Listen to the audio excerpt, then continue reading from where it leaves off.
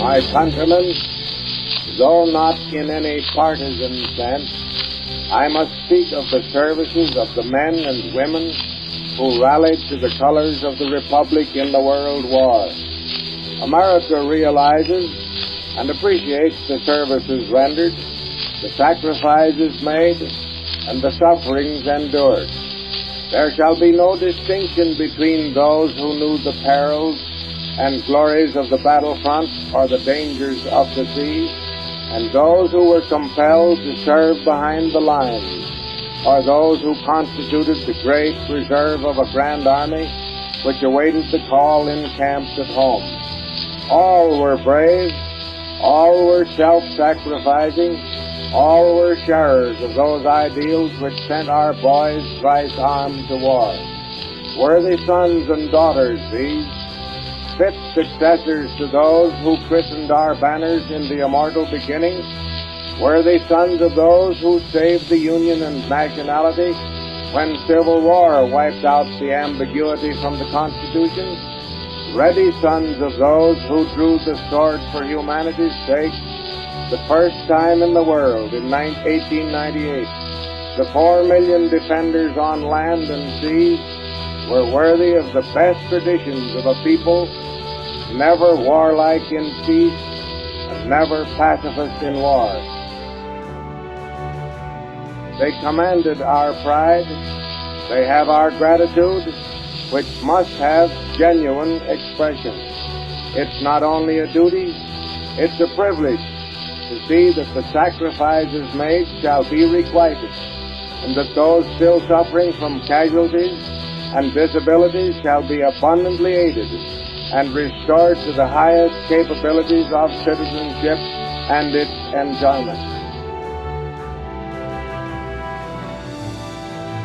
Much has been said of late about world ideals, but I prefer to think of the ideal for America. I like to think there's something more than the patriotism and practical wisdom of the Founding Fathers. It's good to believe that maybe destiny held this new world republic to be the supreme example of representative democracy and orderly liberty by which humanity is inspired to higher achievement. It is idle to think we have attained perfection, but there is the satisfying knowledge that we hold orderly processes for making our government reflect the heart and mind of the Republic. Ours is not only a fortunate people, but a very commonsensical people, with vision high, but their feet on the earth, with belief in themselves and faith in God. Whether enemies threaten from without or menaces arise from within, there is some indefinable voice saying, have confidence in the Republic.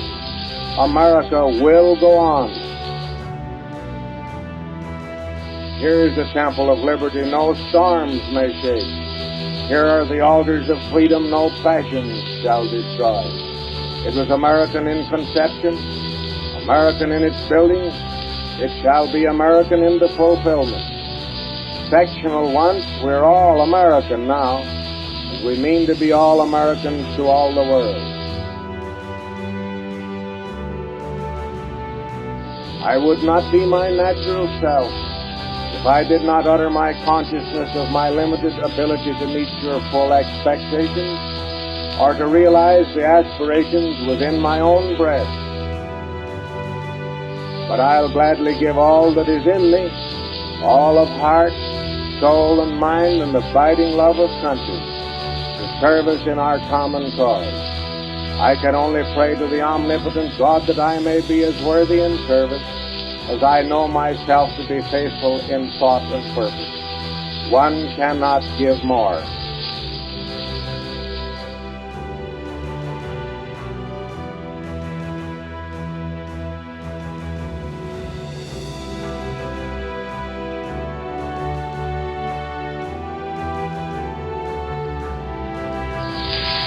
I recently had the high privilege of visiting the battlefront of freedom from the English Channel to Venice.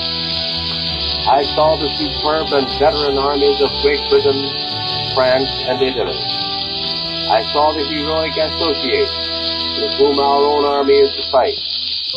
And I had then, as I have now, a sense of stirring and rising pride in the feeling that America's great and splendidly equipped and prepared army is composed of men worthy to be classed with those heroes, and that they will find heroes worthy of their fellowship.